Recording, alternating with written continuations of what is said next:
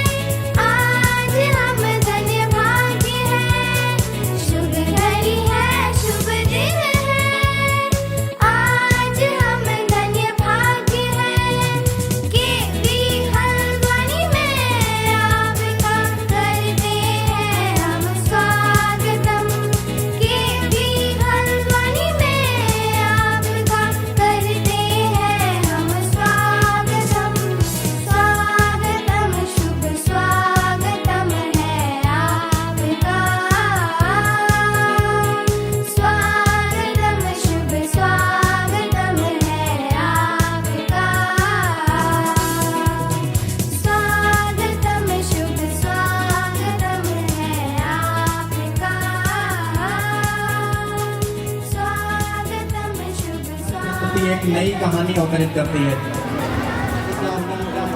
सरस्वती पूजन के लिए स्वागत करना चाहूंगा। या कुन्देन्दु तुषारहार धवला या शुभ्रवस्त्रावृता या वीणावरदण्डमण्डितकरा या श्वेतपद्मासना या ब्रह्माच्युतशङ्कर प्रभृतिभिः देवैः सदा वन्दिता सा मां पातु सरस्वती भगवती निःशेषजाड्यापहा।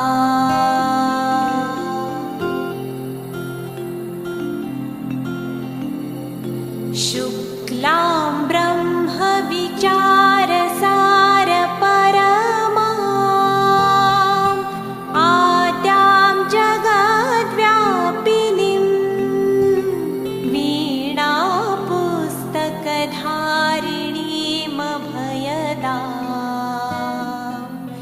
जाड्यान्धकारापहा।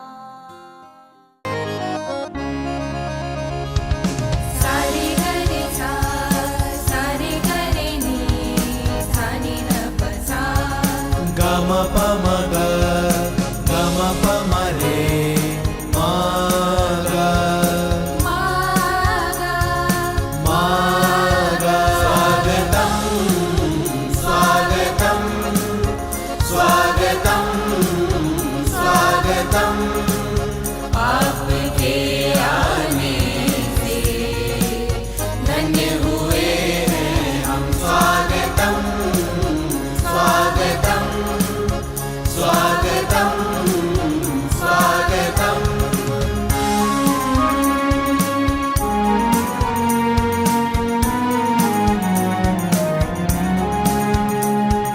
ला ला ला ला ला ला ला ला ला ला ला ला ला। पापा रप मा पापा म ग ग म ग रे रे सा पापा रव मा पापा म ग ग म ग रे रे सा। अभिनंदनीय स्नेह सुमन का स्वर वंदन स्वीकार करो गुर भावों का तिलक भाल धर यह अपार उपकार करो। जीवन का सौभाग्य बना जीवन का सौभाग्य बना।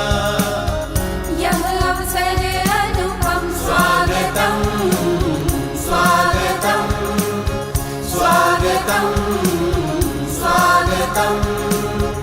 आपके आने से धन्य हुए हैं हम। स्वागतं स्वागतं स्वागतं स्वागतं।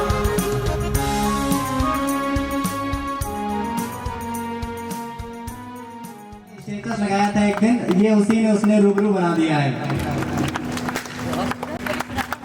इसने ये गिटार अपने हाथों से बनाया है और ना कि सिर्फ बनाया है बल्कि इसका एक सिंगल जो भी डिजिट इसमें पड़ी है वो इसने खुद से इकट्ठा की है और खुद से बनाई है।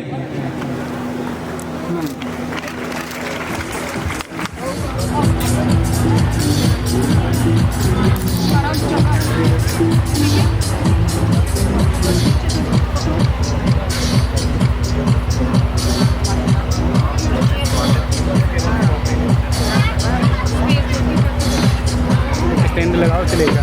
अब आवाज़ क्लियर ले रहे वंदना बजिए।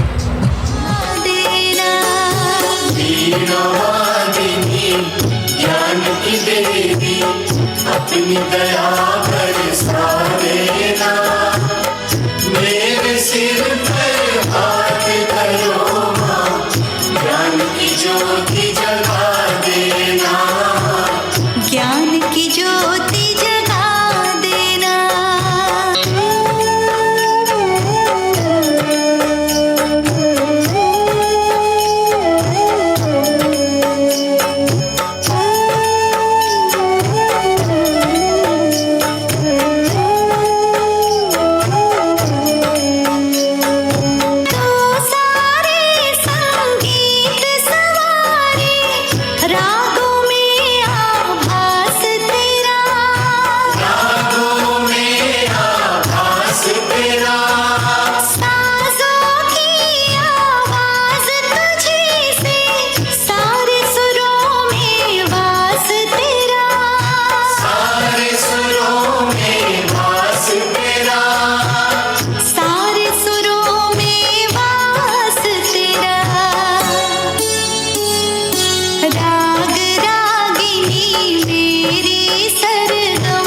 इनको और खिला देना। मेरे सिर पर हाथ धरो माँ, ज्ञान की ज्योति जगा देना, ज्ञान की ज्योति जगा देना। वीणवादिनी ज्ञान की देवी अपनी दया बरसा देना। मेरे सिर पर हाथ धरो माँ, ज्ञान की ज्योति जगा देना। ज्ञान की ज्योति जगा देना।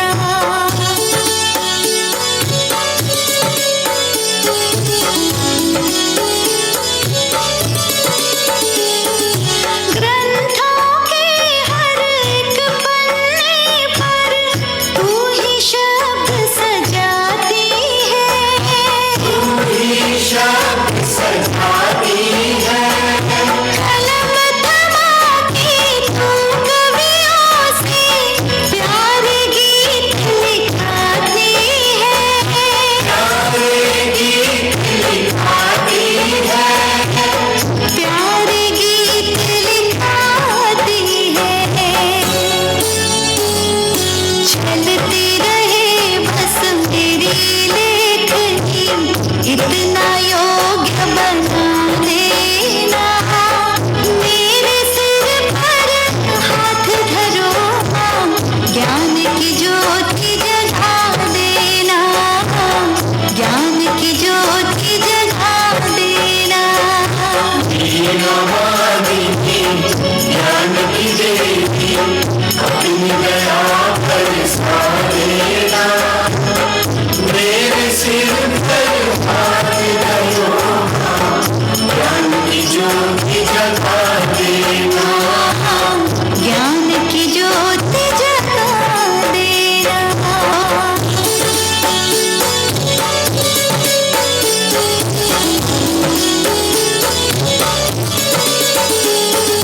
जब जब बोलो कोई वाणी, अमृत की बौछार लगे, अमृत की बौछार लगे। मधुर वचन हर मन को भाए, वीणा की झंकार लगे, वीणा की झंकार लगे। वीणा की झंकार लगे। कंठ बसो हे मात शारदे, मीठे बोल सिखा देना। मेरे सिर पर हाथ धरो माँ, ज्ञान की ज्योति जगा देना, ज्ञान की ज्योति जगा देना। वीणवादिनी ज्ञान की देवी अपनी दया बरसा देना। मेरे सिर पर हाथ धरो माँ, ज्ञान की ज्योति जगा देना। ज्ञान की ज्योति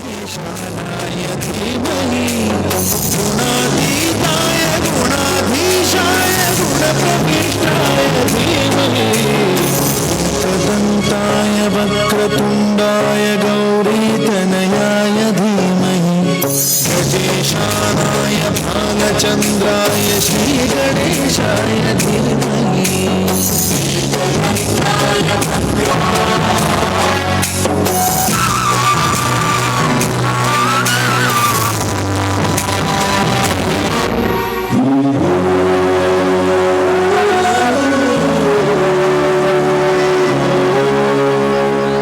बहुत आगे बढ़ रही है। इसके विषय में मैं इस पंक्ति के जरिए आपको बताना चाहती हूँ और आप सबका मन चाहती हूँ। विधाता भी जिसे पानी के खातिर खूब रोता है, विधाता भी जिसे पानी के खातिर खूब रोता है, नियंता सृष्टि का प्रारंभ जिसके द्वारा होता है, ये गुलशन की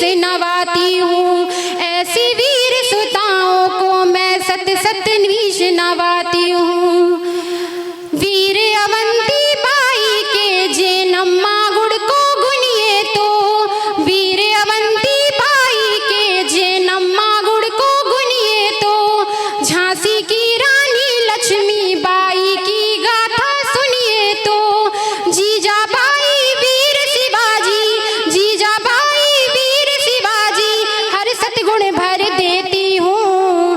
पद्मावती आन के खातिर जौहर व्रत कर लेती हूँ, पद्मावती आन के खातिर जौहर व्रत कर लेती हूँ।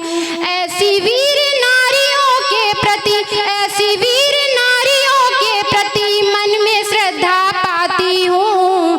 भारत माँ की वीर सुताओं को मैं शीश नवाती हूँ, भारत माँ की वीर सुताओं को मैं शीश नवाती हूँ। अब जब बात बेटियों की हो रही हो तो देश पे कुछ ना कहा जाए ऐसा हो ही नहीं सकता। तो मैं देश के लिए कुछ पंक्तियां आपको समर्पित करती हूँ और आप लोगों का मन चाहती हूँ। जो लगी प्यास तो उस प्यास को गंगा कर दे, दुश्मनों के दिलों में खौफ से दंगा कर दे।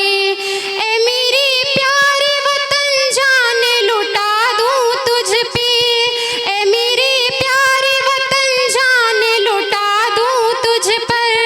मेरे ईश्वर मेरे आंचल को तिरंगा कर दे, मेरे ईश्वर मेरे आंचल को तिरंगा कर दे। ये बात हवाओं को बताए रखना, रोशनी होगी चिराग जलाए रखना। ये बात हवाओं को बताए रखना, रोशनी होगी चिराग जलाए रखना। लहू देकर जिसकी हिफाजत हमने की है, लहू देकर जिसकी हिफाजत हमने की है, ऐसे तिरंगे को सदा दिल में बसाए रखना, ऐसे तिरंगे को सदा दिल में बसाए रखना। जय हिंद जय भारत। इसी के साथ कार्यक्रम की श्रृंखला को आगे बढ़ाते हुए शब्दों से जो अपने पहचान रखती है हमारे स्कूल की एक छात्रा जिसका नाम है गरिमा देवी। नाता है और जहाँ पर पौरुष आकर अपना शीश झुकाता है। हम उस देश में जन्मे हैं जिसने देवों को उभय दिया। सारे जग में पूज्य सभी से अपनी भारत माता है, अपनी भारत माता है। उसी भारत माँ की पावन भूमि पर बना यह मंदिर रूपी विद्यालय की कक्षा 11वीं की छात्रा मैं गरिमा आज आए हुए सभी विशिष्ट अतिथिगणों का अपने विद्यालय प्रांगण में हार्दिक अभिनंदन करती हूँ। आज मैं आप लोगों की परम सत्ता में आधुनिक शिक्षा तथा भारत के युवाओं को लेकर अपने विचार विमर्श करने हेतु उपस्थित हुई हूँ। आज हमारे समक्ष कुछ ऐसी महान विभूतियाँ उपस्थित हैं जिन्हें किसी पहचान की आवश्यकता नहीं, क्योंकि ये अपने आप में एक ब्रांड है। आज हमारे सामने माननीय श्रीमती उच्च राज्य शिक्षा मंत्री श्री रजनी मैम, जिन्होंने भारत की शिक्षा के लिए कई योजनाएं निकाली और सभी में सफलता भी पाई। इनकी कुछ प्रमुख योजनाएं जो मैं आपको बताना चाहूँगी, क्योंकि मेरे पास इतना समय नहीं आपका लूँगी कि इनकी वरना इनकी योजनाएं तो इतनी है कि शब्द कम पड़ जाएं। जैसे नई शिक्षा नीति NEP सन 2020 के तहत इन्होंने उत्तर प्रदेश के विश्वविद्यालयों कॉलेजों में उच्च शिक्षा नीति को प्रभावी ढंग से लागू कराने का प्रयास किया और सफल भी रहे, क्योंकि जानती हैं मैम, संघर्षों के साए में इतिहास हमारा पलता है, संघर्षों के साए में इतिहास हमारा पलता है। जिस ओर जवानी चलती है उस ओर जमाना चलता है, उस ओर जमाना चलता है। अभी बात यहाँ नहीं खत्म होती। इन्होंने महिला शिक्षा के लिए, महिला शिक्षा कार्य के लिए शाहाबाद, जहाँ ये इस समय MLA हैं, वहाँ इन्होंने राजकीय महिला विश्वविद्यालय की स्थापना की और महिलाओं को पढ़ने की प्रेरणा दी। और अभी इनके बारे में और भी बताना चाहूँगी। पारदर्शिता के मामले में इन्होंने शिक्षक नियुक्ति करण और शैक्षिक कार्य में जो पारदर्शिता निभाई है वो वाकई तारीफे काबिल है। अब बात करते हैं आज के युवाओं की, जो कहीं नशे में धुत मिलते हैं तो कहीं किसी कार्य में। ये नहीं कि अपने देश को विकसित बनाने में कुछ अपना भी योगदान दें। आज हमारे समक्ष कुछ ऐसे देख लो महान लोग उपस्थित हैं। ये कभी आप और हम लोगों की तरह हुआ करते थे। नहीं तो इन लोगों को देखकर प्रेरणा लो। मैं उनसे ये कहना चाहूँगी कि तकनीक जानने वाला युवा अब्दुल कलाम बने और IIT नीट करने वाला बच्चा नासा के लिए नहीं इसरो के लिए काम करे। खिलाड़ी कबड्डी और टेबल टेनिस, फुटबॉल ये सब खेलें, लेकिन भारत के लिए खेलें। रचनाएं ऐसी लिखी जाएं कि साहित्य का नोबेल भारत को प्राप्त हो। गांव के युवा बाहर आए और देश के हित के लिए नीरज चोपड़ा की तरह भाला फेंके। जो युवा दौड़ सकता है वो दौड़े, जो चल सकता है चले और जो रेंग सकता है रेंगे, किंतु अपने कर्तव्य का निर्वहन अवश्य करे। इसी गर्जना के साथ मैं आज के युवाओं का आह्वान करना चाहूंगी। उठो जवान, देश की वसुंधरा पुकारती, उठो जवान, देश की वसुंधरा पुकारती, पुकारता है देश ये, पुकारती माँ भारती, पुकारती माँ भारती। हम सब वही युवा हैं जो आने वाले भविष्य के लिए डॉक्टर, इंजीनियर, अफसर, नेता, अभिनेता बनकर राष्ट्र का निर्माण करेंगे। जरूरी नहीं कि आज का युवा भगत सिंह की तरह फांसी पर चढ़े, वह चांद और मंगल पर भी चढ़ सकता है। और यह भी जरूरी नहीं कि आज की नारियां रानी लक्ष्मीबाई की तरह तलवार लेकर घोड़े पर दौड़े, वह हिमा दास की तरह मेडल लेकर ट्रैक पर भी दौड़ सकती हैं। आज भारत में 65% हिस्सा युवाओं का है और मेरे विचारों में यह युवा आपदा को अवसर में परिवर्तित करने का सामर्थ्य रखता है। आज हम सब जिस मंच पर खड़े हैं, ये अगर हम लोग अभी पढ़ेंगे तो आगे हम लोग यहाँ की बजाय वहाँ भी हो सकते हैं। इसलिए हमें पढ़ाई पे विशेष ध्यान देना है। जरूरी नहीं कि पढ़कर ही, आपसे जितना योगदान हो सके आप दीजिए, क्योंकि जरूरी नहीं जो पढ़े हैं वही 10th फेल सचिन तेंदुलकर भी आज उसका भी बहुत नाम है।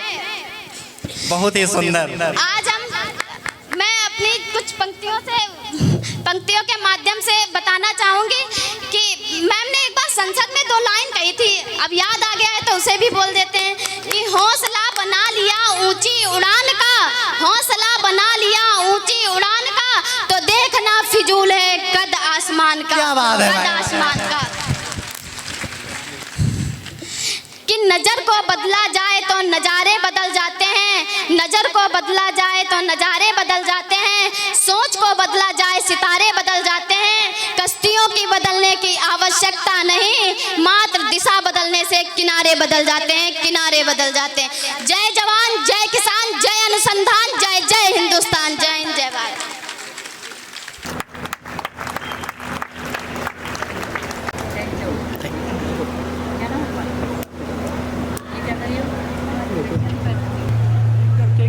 इंटीरियर में इतना अच्छा स्कूल पिछले 20 सालों से चल रहा है। इसके लिए सारे मैनेजमेंट और फैकल्टी बहुत ही आदरणीय काम कर रहे हैं। मैं अपनी बात शुरू करने से पहले बच्चों से केवल इतना ही चाहूँगा, साथ में जितने अतिथिगण हैं वो भी, अगर मैं बात कहूँ अगर सही लगे तो हाथ उठा दीजिएगा केवल।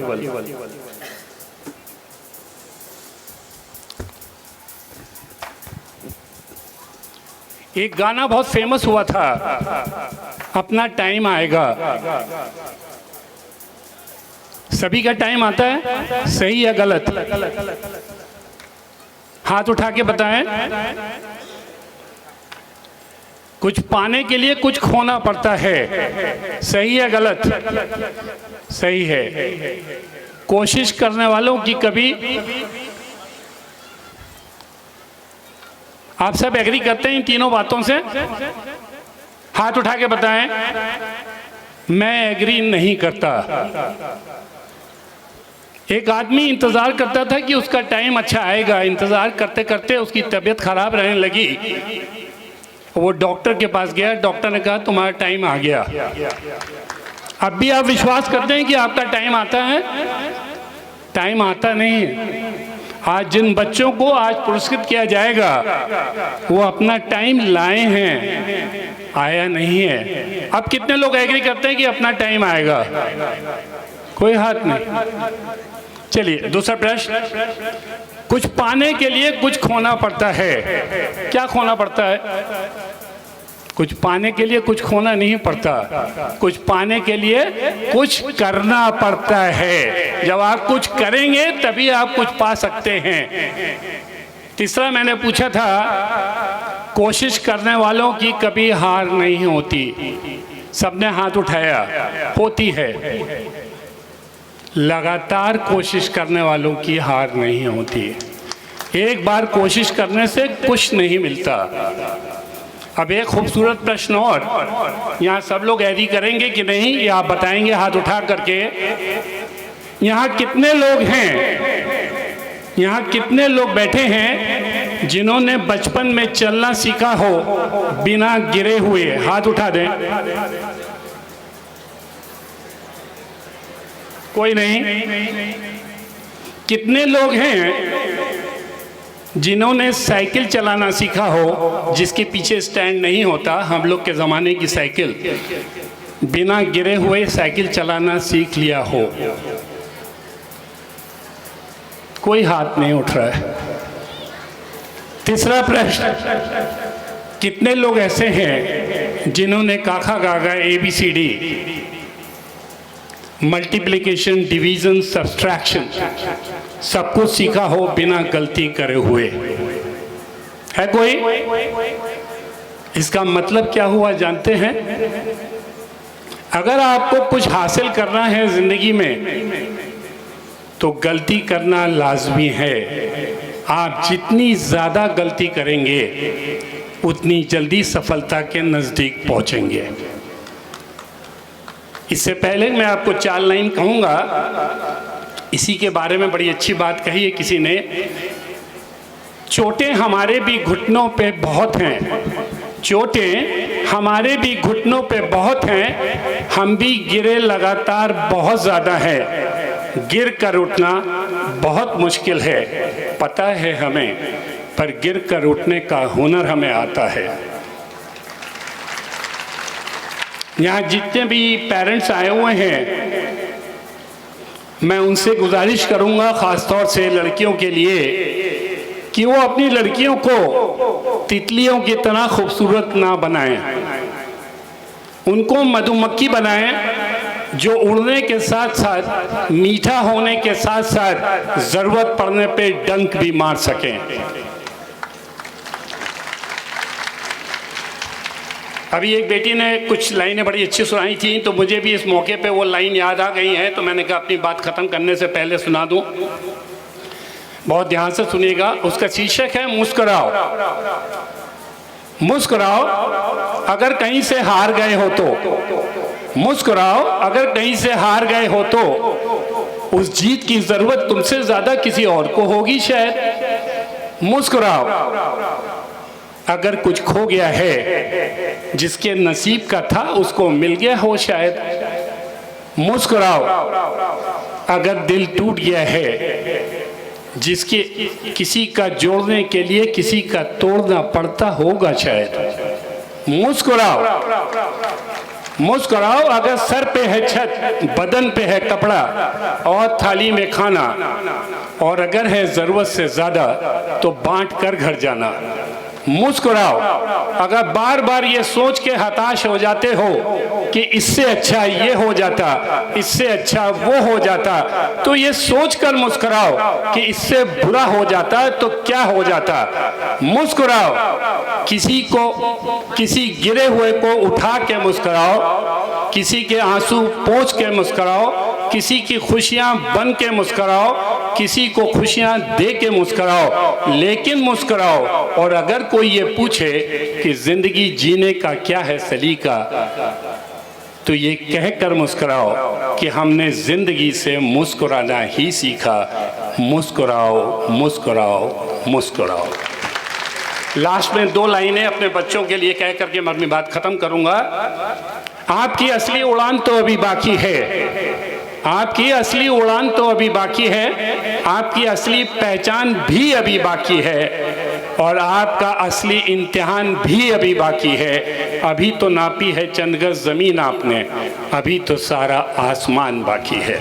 धन्यवाद, थैंक यू सो मच। दीपक तनख्वाह सर का तहे दिल से धन्यवाद कि उन्होंने हमारे बच्चों को मोटिवेशन दिया। इसी के बारे में 4 लाइन है कि परों को खोल जमाना उड़ान देखता है, परों को खोल जमाना उड़ान देखता है, तू क्यों जमीन पर बैठे आसमान देखता है, और हुनर है तो दिखा यहाँ पर सबको, तुझे यहाँ से सारा जहान देखता है। माँ शारदे के इस मंदिर में आए हुए अपने अतिथियों को प्रणाम करते हुए इस विद्यालय के प्रबंधक माननीय नीरज त्रिपाठी जी, इस विद्यालय के अध्यक्ष भारतीय जनता पार्टी के यशस्वी क्षेत्रीय नेता श्री अखिलेश कटियार जी, इस विद्यालय के प्रबंध समिति के सभी सदस्यगण, मंच पर उपस्थित भारतीय जनता पार्टी उन्नाव के यशस्वी नेता और आप सबके लाडले दुलारे, आप सबकी आशाओं के केंद्र पूर्व जिला अध्यक्ष भाई अवधेश कटियार जी, जिनके आशीर्वचनों को सुनने के लिए हम सब यहाँ बड़े धैर्य के साथ उपस्थित आए हैं। ऐसे हम सबके उत्तर प्रदेश की यशस्वी शिक्षा राज्य मंत्री आदरणीय रजनी तिवारी जी, जो कि हरदोई जनपद में जिन्होंने शिक्षा के क्षेत्र में ही नहीं पूरे राजनीतिक क्षेत्र में अपने सुंदर व्यवहार से, विकास की यात्रा से हम सबको गौरवान्वित किया है, ऐसे इन महान विभूति को आज इस प्रांगण में नंदन अभिनंदन वंदन कर रहा हूँ। हमारे बीच में भारतीय जनता पार्टी के नौजवान युवा नेता, उत्तर प्रदेश के उप मुख्यमंत्री के भतीजे, छोटे भतीजे हमारे श्री गौरव पाठक जी, और जो भी यहाँ पर अतिथिगण उपस्थित हैं उनका भी नंदन अभिनंदन करता हूँ। मंच पर बैठे हुए दीपक तनखा जी, मुझे शायद याद पड़ता है ये बैंक में मैनेजर हुआ करते थे और ये एक बड़े कर्मशील व्यक्ति थे। हमारे साथ ये क्रिकेट खेले हैं, मुझे ऐसा मालूम प्रतीत होता है। एक बार जोरदार तालियों से इनके द्वारा जो आशीर्वचन दिया गया है उसका स्वागत करें। मेरा आज तबीयत ठीक नहीं, इसलिए बहुत बातें न कह के मैं इतना ही कहूँगा कि इतने सुदूर ग्रामीण क्षेत्र में जहाँ आना ही मुश्किल है, वहाँ विद्या की ज्योति जगाना यह इस प्रबंध तंत्र की बहुत ही धैर्य की परीक्षा है, और उस परीक्षा में इन्होंने 4 चांद लगाए हैं, उसमें यह पास हुए हैं। जो यहाँ पर प्रस्तुति हुई, इस प्रस्तुति से ऐसा आभास मिलता है कि यहाँ के बच्चे योग्यता में और अपने पढ़ाई में, शिक्षा में निपुण हैं, और यह इस क्षेत्र का नाम और इस विद्यालय का नाम रोशन करेंगे। पास में ही एक और भी गांव है हरईपुर, आप सबको मालूम ही होगा, यहाँ के लोग जानते हैं। कई लड़के यहाँ से निकल के उत्तर प्रदेश अपनी जो लोक सेवा आयोग है उसमें IAS की परीक्षा में सेलेक्ट होके इस देश की सेवा कर रहे हैं। मुझे लगता है कि वह दिन दूर नहीं जब इस विद्यालय के भी बच्चे हमारे इस देश का गौरव बनेंगे। आप सबको पुनः अभिनंदन वंदन करते हुए अपनी वाणी को विराम देता हूँ। भारत माता की जय। अपने शब्दों के तहत हम लोगों को आशीर्वाद प्रेषित करें। एक बार जोरदार तालियों के साथ सर का स्वागत करेंगे। एक बार जोरदार जय घोष करेंगे। भारत वंदे। आज बड़ा ही सौभाग्य का विषय है कि जिस गांव में आना मुश्किल था, उस गांव में एक इतना भव्य कार्यक्रम, एक स्कूल की स्थापना करके और बच्चों के अंदर उसको प्रतिभा को निखारने का काम करना, और ऐसे कार्यक्रम में उत्तर प्रदेश सरकार की उच्च शिक्षा राज्य मंत्री, जिनके बारे में अगर कहा जाए कि वो रहने वाली तो हरदोई की हैं, लेकिन मैं उन्नाव का जिला अध्यक्ष रहा और कई बार उन्नाव आपका आना रहा है। मेरा ही नहीं, उन्नाव के प्रत्येक भारतीय जनता पार्टी का कार्यकर्ता रहा हो या समाज सेवी रहा हो, किसी ने ये अनुभव किया ही नहीं कि उन्होंने हरदोई और उन्नाव में कोई अंतर समझाओ, इतना उनका मिलनसार स्वभाव। तो बड़ा सौभाग्य का विषय है कि वो आज इस उन्नाव जनपद के विद्यालय में मुख्य अतिथि के रूप में यहाँ पर उपस्थित हैं। उनका बहुत ही स्वागत, वंदन, अभिनंदन है। मंच पर ही हमारे अपने मल्लामा के भारतीय जनता पार्टी के बहुत ही वरिष्ठ नेता, अनेकों वर्षों से जिन्होंने भारतीय जनता पार्टी के लिए अपने शरीर का तिल तिल गला के और कैसे हमारी पार्टी परम वैभव पर पहुंचे इसके लिए लगे रहे, ऐसे भारतीय जनता पार्टी के वरिष्ठ नेता आदरणीय अभय शंकर शुक्ला जी आज के अतिथि, बहुत ही हम सबके वरिष्ठ ऐसे बैंक के अधिकारी रहे आदरणीय दीपक जी, हमारे आदरणीय गौरव भैया सहित उपस्थित सभी हमारे अतिथिगण और हमारे उपस्थित सभी इस विद्यालय के नन्हे मुन्ने छात्र, प्रबंध तंत्र, आप सबका बहुत बहुत स्वागत, वंदन, अभिनंदन है। विद्यालय की बात की जाए कि 2004 में एक झोपड़ी डालकर आदरणीय नीरज जी ने यहाँ पर विद्यालय शुरू किया। बच्चे बैठे हैं जिनकी प्रतिभा आज मंच पर दिखाई दी है। सरस्वती वंदना भी हुई, गणेश वंदना भी हुई, पेंटिंग का भी आप सबके सामने बालक ने अपना प्रदर्शन दिखाया। अन्य तरीके के भी अभी कार्यक्रम होंगे और बच्चों को सम्मानित भी किया जाएगा। लेकिन 2004 में आदरणीय नीरज जी के मन में क्या रहा होगा, इसके बारे में आज के दिन जरा सोचने का विषय है। कोई एक नौजवान व्यक्ति अपने जीवन की पूरी कमाई, अपने जवानी के पूरे सपने सिर्फ इसलिए न्यौछावर कर देता है कि जिस क्षेत्र में आने जाने का रास्ता नहीं है, वहां के बच्चों को निकालना है, उनकी प्रतिभा को निखारना है। तो एक विद्यालय की स्थापना की जाए जहां पर आसपास के क्षेत्र के बच्चे पढ़ने आए और उनको शिक्षा के माध्यम से आगे बढ़ाया जाए।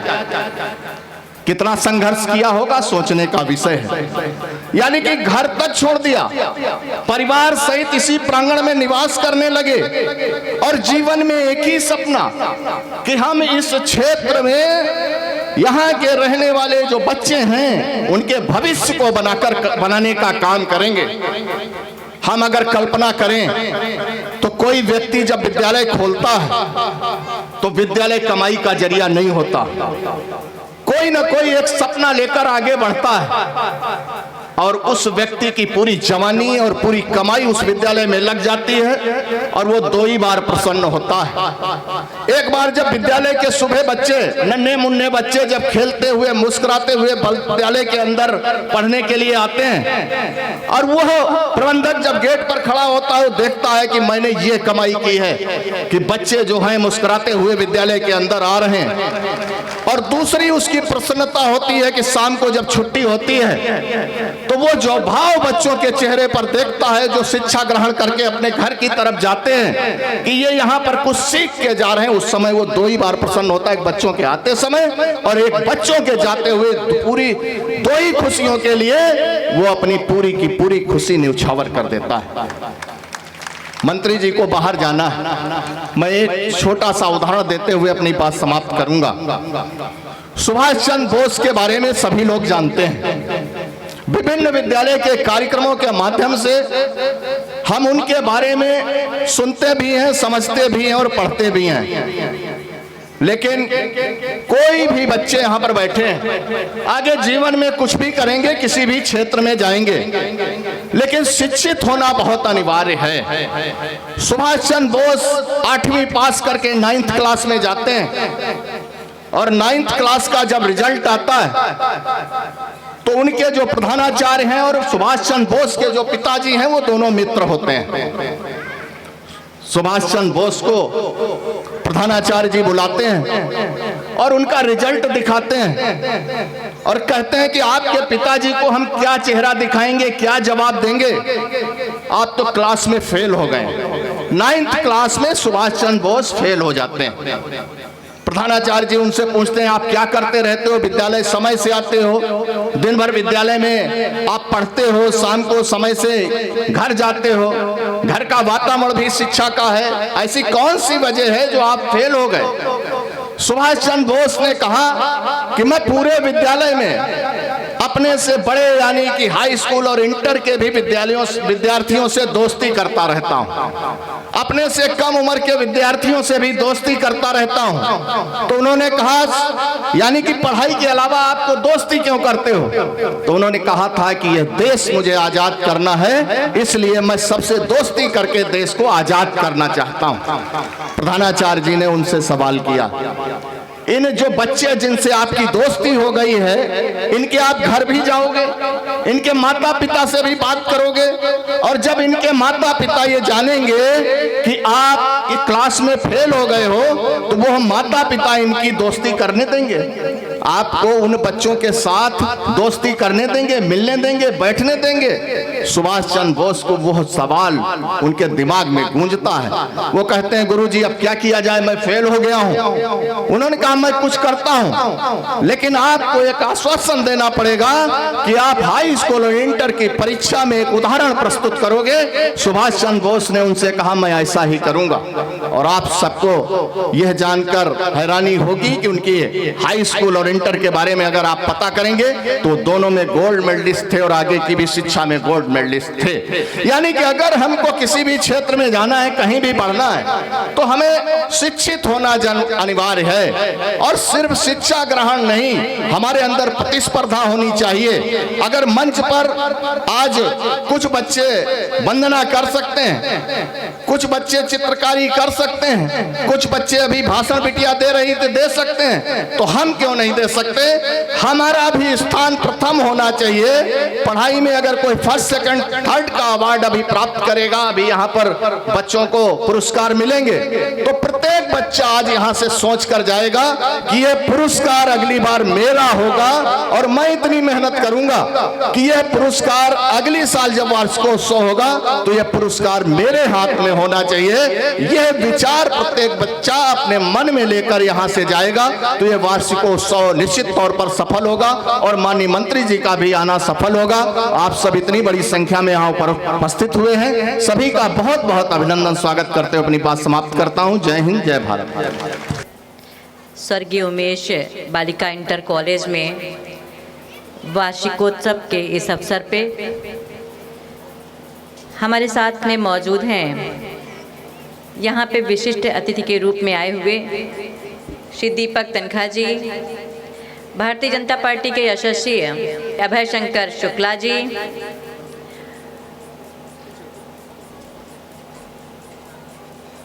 सुशील कनौजिया जी, सिनान मिश्रा जी, श्री लालेश अस्थाना जी, कार्यक्रम के आयोजक श्री गौरव पाठक जी, संजीव तिवारी जी, उमा शंकर मिश्रा जी, श्री मुनेश्वर सिंह जी, श्री सोबरन लाल यादव जी, श्री विश्वनाथ सिंह जी, श्री महेश यादव जी, श्री राजेश त्रिपाठी जी, श्री अरुणेश त्रिपाठी जी, पुनीत शुक्ला जी, मनीष जी, सभी सम्मानित हमारे भाइयों बहनों, ये कॉलेज का परिवार और सामने बैठे हमारे प्रिय बच्चों, अभी बहुत सारे बच्चों ने कुछ प्रोग्राम किए। सरस्वती वंदना से शुरू हुआ और उसके बाद एक बेटे ने तो कुछ चीज़ें बनाई, वो भी दिखाई। इतनी चीज़ों से ही समझ में आ गया स्कूल कोई सामान्य नहीं है, एक अच्छी सोच के साथ आगे बढ़ने का काम कर रहा है। बेटियों का कॉन्फिडेंस, उनका आत्मविश्वास ये बता रहा था ये एक दिन का नहीं, ये कॉलेज की वर्षों की तपस्या है। और मैं शुभकामनाएं देना चाहूँगी कॉलेज को, ये इसी तरह से आगे बढ़ता हुआ स्वयं तो ख्याति प्राप्त करे और यहाँ से निकले हुए बच्चे स्वयं प्रकाशित होकर के अपने आसपास के वातावरण को भी प्रकाशित करें। मैं ऐसी शुभकामनाएं देती हूँ। और किसी भी कॉलेज का वार्षिकोत्सव उस कॉलेज की उपलब्धियों का दिन होता है और बच्चों को एक प्लेटफॉर्म मिलता है कि बच्चे अपने बारे में अपनी प्रतिभा को दिखा सकें, और वही आज इस कॉलेज ने भी किया। बहुत सारे बच्चों को सर्टिफिकेट देने हैं, अवार्ड देने हैं, और बच्चों को प्लेटफॉर्म मिला, बच्चों ने अपनी प्रतिभाओं को दिखाने का काम किया, और बच्चों ने बताया कि बहुत सारी चीज़ों के बारे में बच्चों ने आकर के मंच पे बताया। इस एज में जब बेटियां हम देख रहे थे माइक पकड़ करके इतने कॉन्फिडेंस से बोल रही थी, तो क्या नहीं कर सकती हैं बेटियां। और मैं कहना चाहूंगी बच्चों से, हम लोग जब कोई मंच होता है तो मंच पे हम लोग विशेष लोगों का नाम लेते हैं, उन हस्तियों का नाम लेते हैं जिनका नाम सम्मान से लिया जाता। वो लोग कुछ अलग नहीं थे, हमारे आप जैसे ही थे, लेकिन उन्होंने काम अलग ढंग से किए, आज इसलिए उनको हम लोग सम्मान देने का काम करते हैं। उनका हर काम अलग ढंग से हुआ, एक सुनियोजित तरीके से, किस समय क्या काम करना है, कैसे काम करना है, कैसे बोलना है, कब बात रखनी है, और कितने घंटे हमको काम करना है, सारी चीज़ें एक तैयारी के साथ। पूरा जीवन कभी उन्होंने व्यर्थ नहीं किया, और तभी उनका नाम सम्मान से लिया जाता है, उनको याद करते हैं। और ये समय बार बार नहीं आता, जो पढ़ाई का आपका समय है दोबारा नहीं आएगा।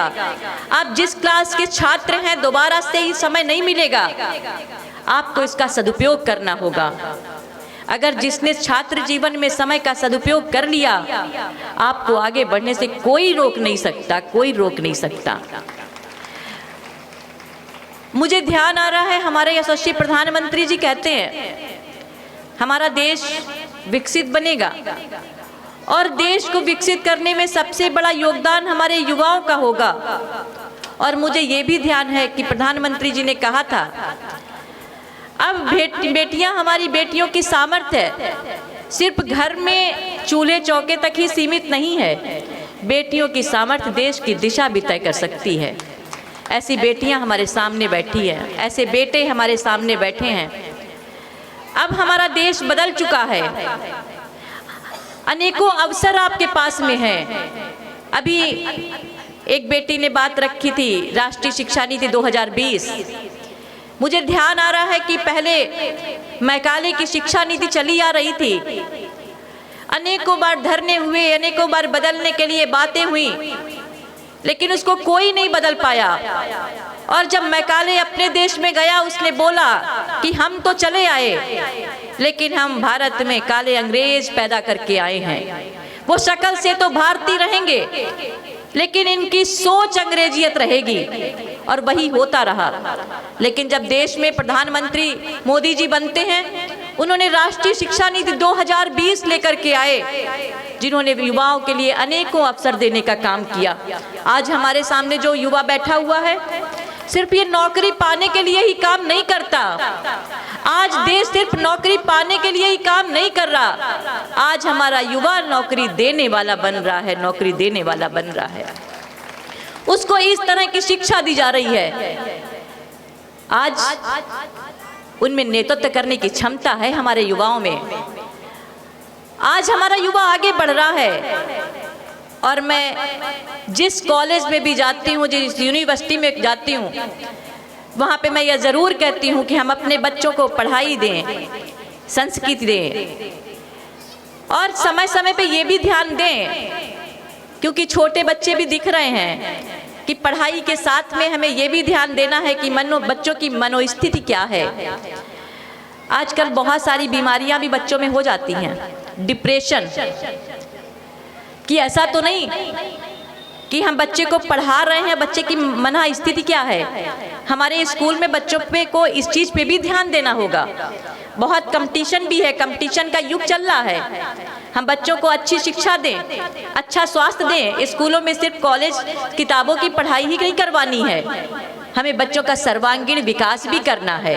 हमारे स्कूलों की ये भी जिम्मेदारी होनी चाहिए, और हमारे स्कूल ही कर रहे हैं, हमारे कॉलेज ये कर रहे हैं, हमारी यूनिवर्सिटीज़ ये कर रही हैं। बच्चों का सर्वांगीण विकास करना हमारी जिम्मेदारी बनती है। हर माँ बाप जब बच्चे को भेजता है एक स्कूल एक कॉलेज सोच करके भेजता है कि हमारा बच्चा एक अच्छा नागरिक बन करके निकलेगा।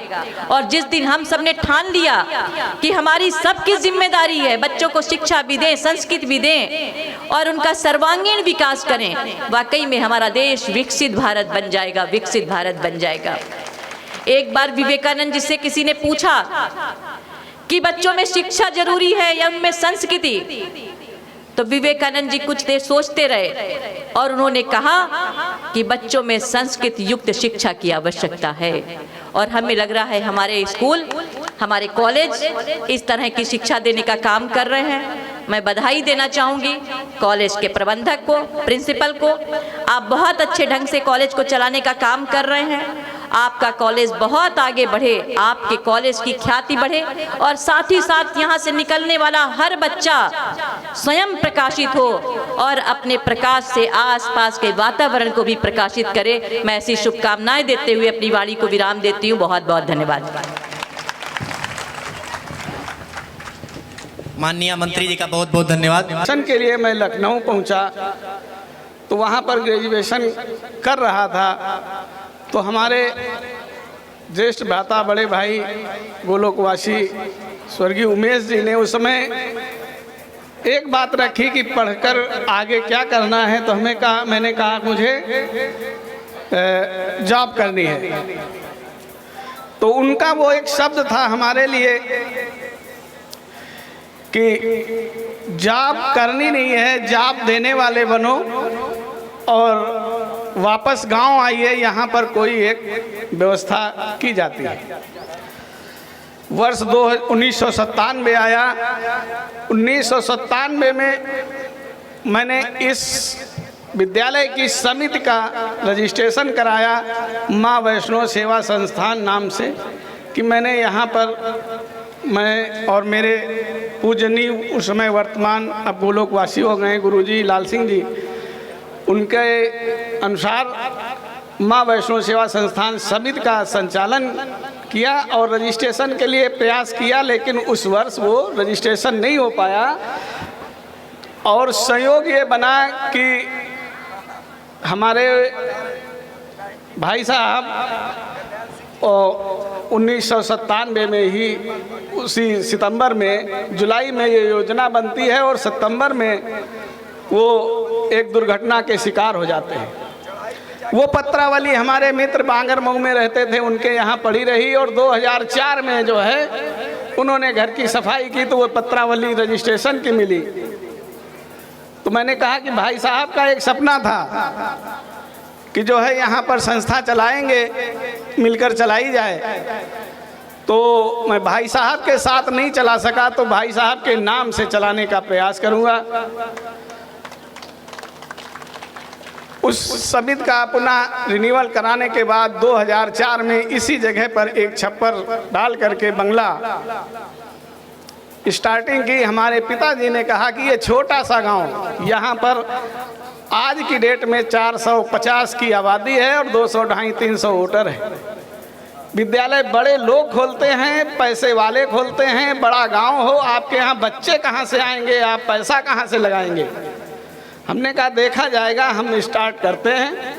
वो यहाँ से बांगरमऊ जाते हैं, मैं यहाँ पंडित जी और मिस्त्री को बुला करके नींव पूजन करा देता हूँ। वापस आते हैं, मिस्त्री से कहते हैं तुम हमारा खेत बर्बाद कर दोगे, ये स्कूल यहाँ नहीं चलेगा, स्कूल ये चला पाएंगे। मैंने कहा मैंने दृढ़ संकल्प लिया है कि मैं भाई के साथ नहीं तो भाई का नाम करने का प्रयास करूँगा। 2004 में जो है प्राइमरी की मान्यता हमारे जो है संबंधित अधिकारियों ने दी, छप्पर में ही मिल गई। उन्होंने कहा इसके मानक दूसरे होते हैं। हमने कहा सर आशीर्वाद मिल जाए तो हो जाएगा। 2006 में एक असेवित योजना का जो है विज्ञापन आता है कि इस ब्लॉक में एक बालिका विद्यालय संचालित करने के लिए अनावर्तक अनुदान 20 लाख रुपए दिया जाएगा, जिसमें हमारे संस्था के अध्यक्ष और परमानेंट हमारा दिन रात सहयोग करने वाले बड़े भाई साहब अखिलेश कटियार जी ने मुझे फ़ोन से सूचना दी कि नीरज ये विज्ञापन निकला है मैंने कई लोगों को बताया है ब्लॉक में एक होना है, लेकिन आप इतने क्रियाशील हैं तो ये मिल आपको जाएगा। मैंने आवेदन कर दिया, उसमें एक मानक था कि विदुष विद्यालय को अनुदान में प्राथमिकता दी जाएगी जिसको आवेदन के समय भूमि उपलब्ध होगी। मैंने पिताजी से आग्रह किया, उन्होंने भूमि संस्था को कर दिया। 2006 से चलते चलते क्रम वो 2009 हमारे वर्तमान में उप मुख्यमंत्री जी, उस समय सांसद जी, उन्होंने भी कहा कि ये विद्यालय के चक्कर में ना पड़ो, तो कहीं स्कूल नौकरी कर लो। BN inter college Mishra ji ने खोला था, अवस्थी जी ने खोला था, 3 कॉलेजों का उदाहरण दिया। उसके बाद अगली पीढ़ी संचालन कोई दूसरा कर रहा है। तो मैंने एक शब्द उनसे कहा कि बीएन इंटर कॉलेज का नाम नहीं बदला और स्थान नहीं बदला, मुझे केवल नाम और स्थान का महत्व है। मैं रहूं ना रहूं ये तो विषय दूसरा है। कल कौन चलाएगा, कल कौन देखेगा, ये सबको अलग विषय है। तो कल आप बहुत भावनात्मक जुड़े हो, तो फिर उनका इतना आशीर्वाद हुआ इस संस्था में कि जीरो से यहाँ तक लाने में अपनी निधि से, शासन से पूर्णतया पूरे जनपद में 16 पत्रावलियाँ होनी थी, किसी की नहीं हुई, केवल इस विद्यालय की हुई। वो उनका आशीर्वाद था। मैं निरंतर जीवन पर्यंत उनका एहसान और आशीर्वाद मानता रहूँ। उसी कड़ी में 2015 में एक आवेदन सेवित योजना महाविद्यालय का आ जाता है, तो वही भाव बना कि जो है इसमें भी कुछ आगे बढ़ा जाए। तो मानिया जी उसका भी मैंने शुरुआत कर दिया। 2015-16 में बिल्डिंग बनने के बाद जो है कितना आंधी तूफान आया कि सारी बिल्डिंग हमारी जो है धराशायी हो गई महाविद्यालय की, लेकिन फिर भी निरंतर उसमें मैं एक्टिव रहा। 2023 में उसको अस्थायी संबद्धता प्राप्त हो गई महाविद्यालय की। और उस महाविद्यालय का जो अगला चरण है कि विस्तरण करने का, उसका भी यूनिवर्सिटी से पैनल सहयोग से आज ही मिला है कि आपके स्कूल का ऑनलाइन सर्वे डिग्री कॉलेज का पैनल आज ही किया जाएगा। तो मैंने कहा मैं कार्यक्रम मेरे यहाँ है, तो कल कार्यक्रम से जब निवृत्त हो जाना तो विस्तरीकरण जो है, और दोनों विद्यालय बालिका विद्यालय से ही हैं। और माननीय जी से मैं अनुरोध किया, हमारे बहनोई साहब जो है अमित जी के द्वारा वहाँ पहुँचा, और माननीय जी से एक शब्द में उन्होंने कहा व्यस्ततम कार्यक्रम बहुत है। मैंने कहा ये 3 दिन हैं, अगर इसमें जो भी आप समय दे दीजिएंगे हमारा बहुत ही, चूँकि हमारे बच्चे जब जनपद में, अभी अवधेश जी ने कहा था भाई साहब ने कि प्रबंधक को खुशी वो मिलती है जब उसका बच्चा कहीं न कहीं ग्रोथ करके जाता है। तो जनपद में जब सम्मानित किया गया, जिला विद्यालय निरीक्षक और सभी लोगों ने उसको सम्मान दिया, तो ये लगता है कि मैंने जो अपना लक्ष्य बनाया था वो आज मुझे लगभग पूरा होता दिख रहा है। अब विगत 3 वर्षों में मैंने ये टारगेट किया है कि हमारे पास ऐसे कुछ बच्चे हैं जो आज सम्मानित हुए हैं, उनको चाहे जितना टीचर वर्ग देते हुए थक जाता है, लेकिन वो कार्य करते हुए थकते नहीं हैं। मैंने बोल रखा है कि आप हमें जब सोओगे तो व्हाट्सएप करोगे कितना बजे तक पढ़ें। तो बेचिए मानसी प्रजापति 11:36 पर फ़ोन कर व्हाट्सएप भेजती है कि सर जी पढ़ रहे हैं। 2:30 पर व्हाट्सएप करती है कि सर जी अब सोने जा रहे हैं। अगले दिन मैं कहता हूं कि नहीं बेटा जो है, तो मेरा जो लक्ष्य था जीवन में सफल हो गया, और उस लक्ष्य में आज आपने 4 चांद लगा दिए। मैं जीवन पर्यंत आपका ऋणी रहूँगा। इन्हीं शब्दों के साथ बहुत बहुत धन्यवाद। और हमारे सभी इष्ट मित्र, सभी भाई बंधु, हमारे गुरुजी बैठे हुए हैं जिन्होंने बचपन में हमें ABCD सिखाई थी, जो है मुनेश्वर सिंह जी ने आज 31 तारीख को वो सेवानिवृत्त हुए हैं। मैं चाहूँगा कि आ जाएं। मैं उनका भी सम्मान मंत्री जी के सामने करना चाहता हूँ। आपने हमें कक्षा तब ABCD कक्षा 6 में सिखाई जाती थी। आज के बच्चे KG जोरदार तालियों के साथ स्वागत करेंगे सर का। और सभी हमारे इष्ट बंधु मित्र जिनसे कल से ही हमारी वार्ता हुई है, शाम से आप लोग आए हैं, मैं आप सबका हाथ जोड़ करके वंदन अभिनंदन करता हूँ।